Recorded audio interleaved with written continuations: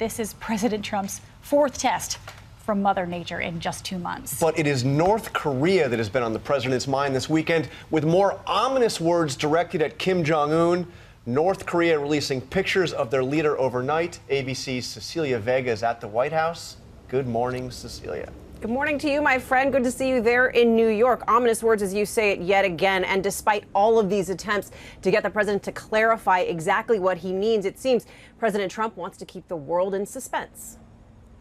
Another day, another vague threat against North Korea from President Trump. This one as he was leaving the White House, headed for an overnight fundraiser in North Carolina. Asked what the one thing is that will work with Pyongyang. Well, you'll figure that out pretty soon. A tweet earlier in the day not offering much clarification. The president writing, presidents and their administrations have been talking to North Korea for 25 years. Agreements made and massive amounts of money paid. Hasn't worked. Agreements violated before the ink was dry, making fools of U.S. negotiators. Sorry, but only one thing will work. It follows last week's ominous message delivered while surrounded by his top military leaders. Maybe it's the calm before the storm. What storm, Mr. President? You'll find out. And since then, he's refused to explain.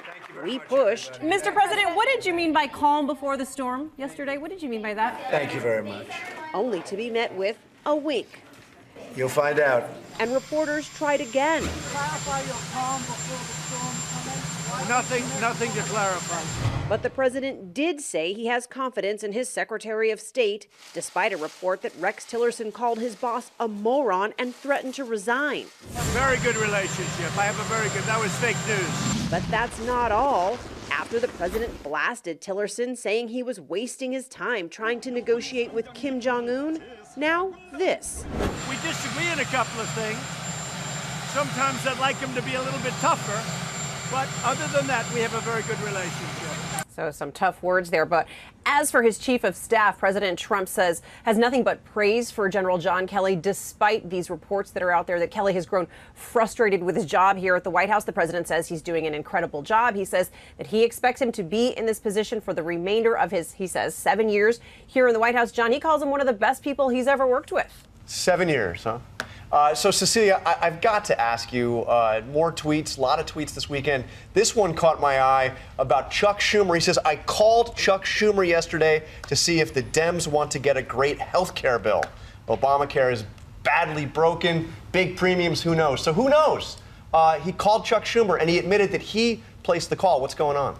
Yeah, so he called him on Friday. Again, he likes to call him Chuck and Nancy. Remember that when both the Democratic leaders were here at the White House not too long ago. President says he wants to try and cut a temporary deal, a 1 or 2 year deal on health care. Basically, Schumer said no dice. The president wants repeal and replace.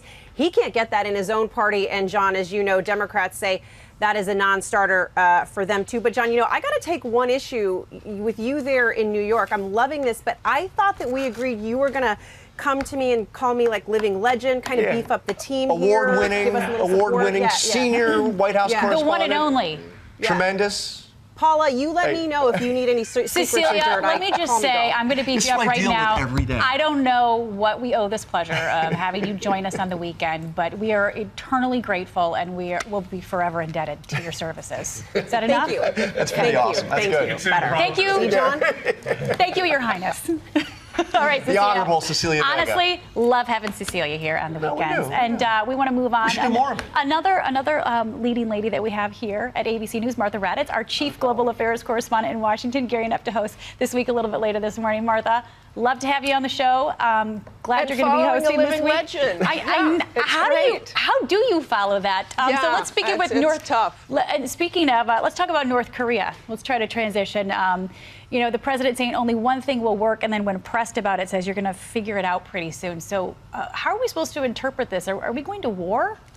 Well, I think what you saw the other day in that photograph and him talking the talk was very much off the cuff. I think there is nothing imminent planned, of course, unless North Korea does something extremely stupid.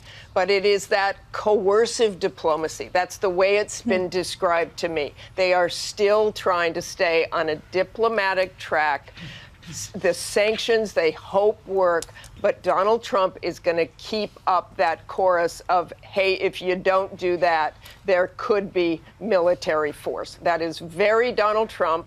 What you saw there in that photograph, surrounded by the military, and I think it was just off the cuff, saying what the kinds of things he usually says with a wink added in to Cecilia. And I'll tell you, none of his senior advisors had any idea that he was going to say that. That surprised them as much as it surprised all of us. But what about John Kelly? There's been rampant speculation about his chief of staff. How long will he stay? We heard him say he's going to be there for 7 years. What are you hearing?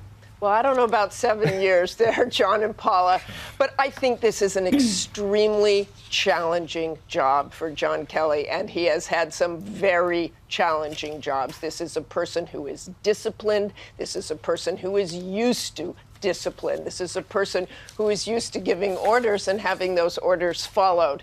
But I think John Kelly is there to stay as long as he feels he is serving the nation. Because his background as a military officer, as a senior officer, he does not throw in the towel. Despite frustrations, despite all of that, and the same with General Mattis, Secretary Mattis now. You have this background of serving the nation. I think both of them feel they will continue to do that as long as they feel they are helping the nation. It's that overwhelming sense of duty that usurps everything else. All right, Martha, have a great show. We're going to let you know go because we know you are preparing for that big show this morning. She has two congressmen on, both Iraq war veterans with opposing views on gun control, for a rare conversation on how Congress should really respond to the Las Vegas shooting. Plus the latest details on Nate with the director of FEMA, what he says about what's going on in Puerto Rico. That's coming up on This Week. Hi, everyone. George Stephanopoulos here. Thanks for checking out the ABC News YouTube channel. If you'd like to get more videos, show highlights, and watch live event coverage, click on the right over here to subscribe to our channel. And don't forget to download the ABC News app for breaking news alerts. Thanks for watching.